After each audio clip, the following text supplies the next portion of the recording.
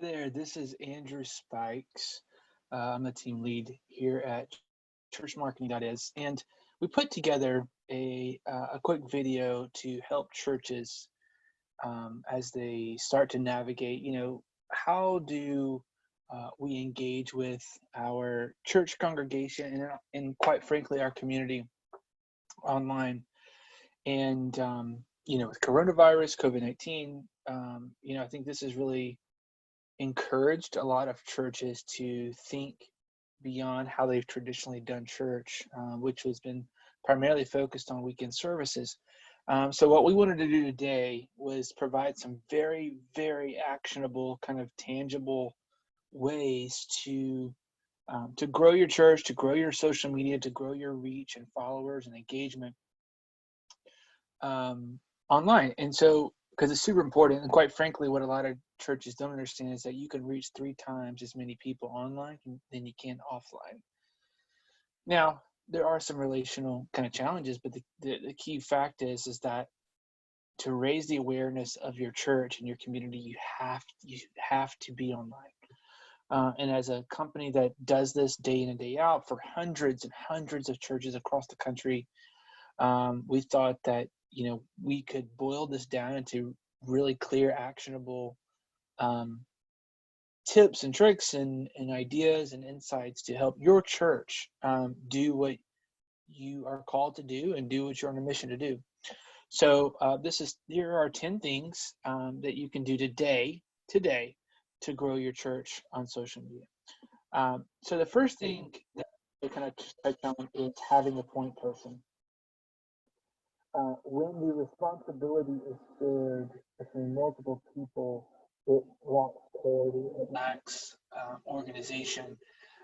So while you can have different people feed into it and be a part of the ministry of marketing online and being social media, you have to have a clear leader.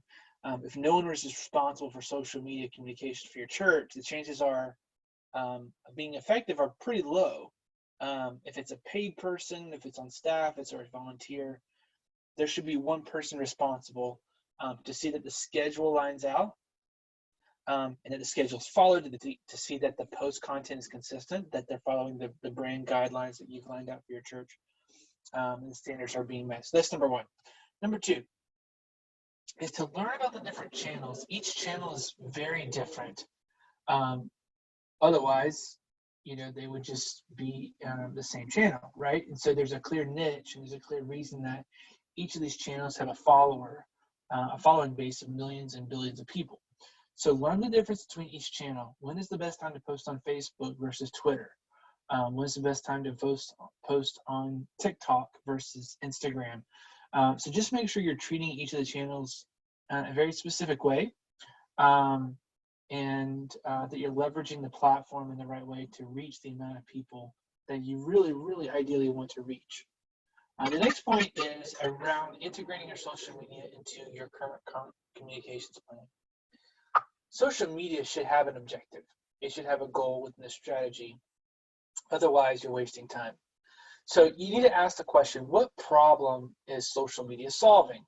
There should be a spot or a gap within your communications plan that social media fits, whether that's outreach, whether that's brand awareness for your church, whether that's engagement for your congregation to stay connected, whether that's growth, right, and encouraging people to attend events.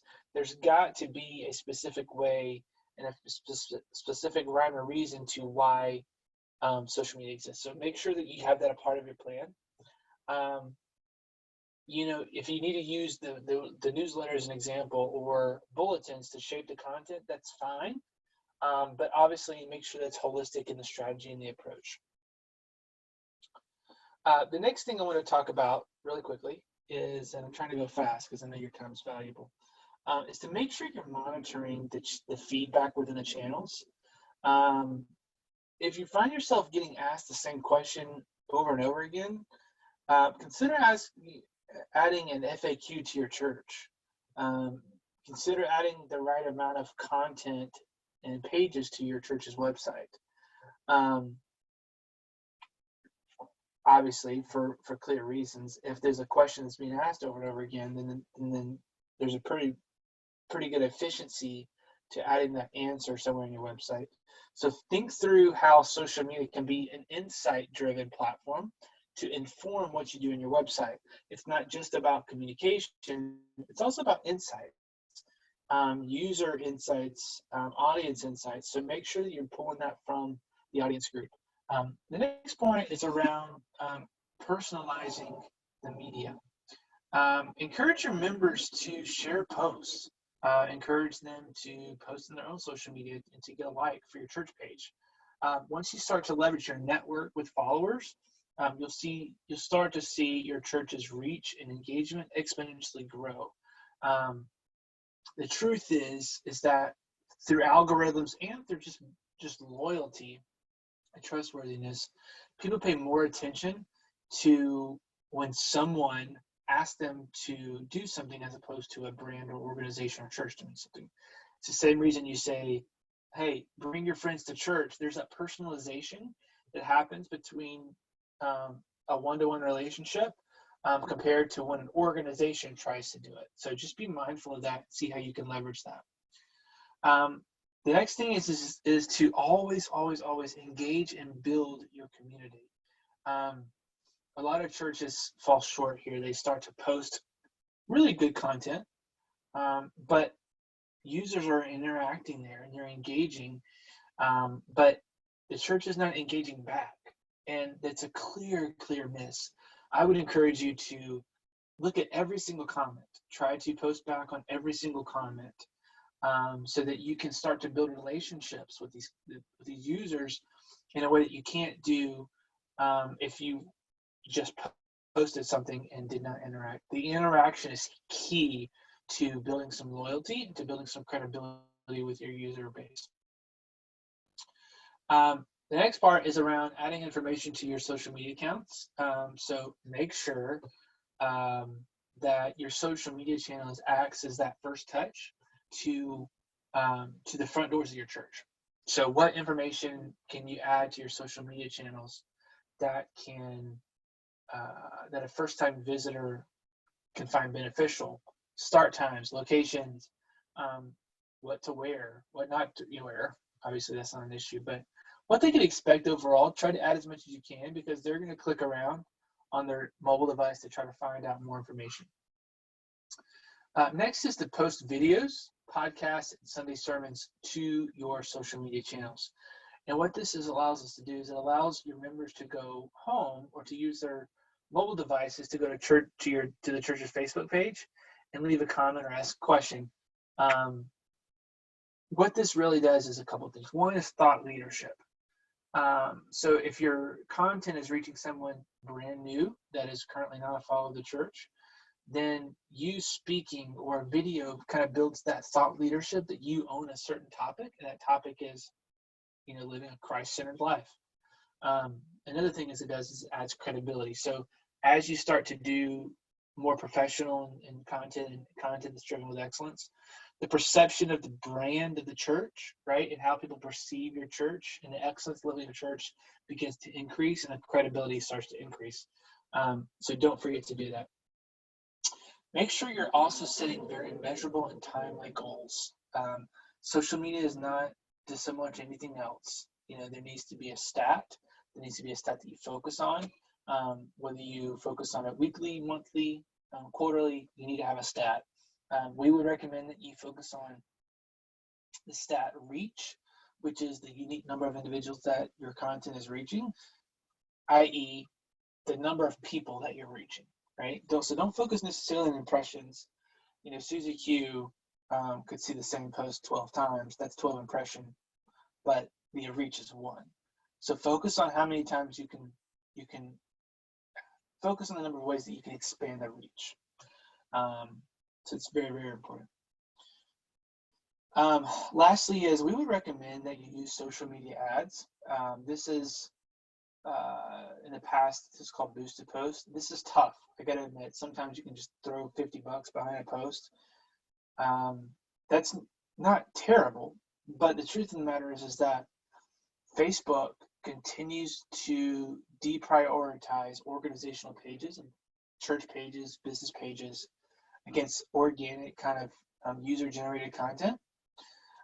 So this is kind of this pay-to-play model. That shouldn't scare you, and you shouldn't be kind of upset about that. What it is an opportunity for you to leverage the data that Facebook has and the information that he has and target the specific user beyond just those that follow you.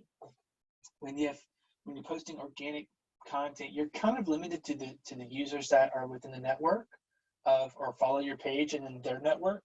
Whereas with Facebook ads and Instagram ads, etc., you're able to target people outside of that realm, that side of that ecosystem, and get to the real people that you really want to attract. And that could be millennials, it could be families with 2 to 4 kids, it could be baby boomers, whatever the case may be. This really increases your website traffic and makes it very meaningful. So anyway, those are 10 very hopefully actionable tips I think you can start to use today. Our team does this full-time every day for hundreds of churches. We would love the opportunity to help if you are a growing church. Marketing is tough. Social media is tough, and you're strapped for time and you're strapped for what to do and when to do it, and expertise and best practices, and we get that. And you have a job to do. You have to pastor people, you have to minister to people and build programs and organizations. And man, we're rooting for you guys because you are the lifeblood of this this country. And we love the local church, and we're just here to root for you guys and make you guys just as successful as you can be. If it would help to delegate social media as a whole to a group of experts, such as our team, please reach out to us. You can visit our website, churchmarketing.is. So churchmarketing.is is our website. Feel free to drop us an email. It's team@churchmarketing.is. We would love to help any way we can. We have seen growth for churches across the country, double, triple the size of reach, while saving them 10 to 40 hours a week. In graphics, we do everything for you guys. We do the graphics, we do the planning, the strategy, the posting, we do it all.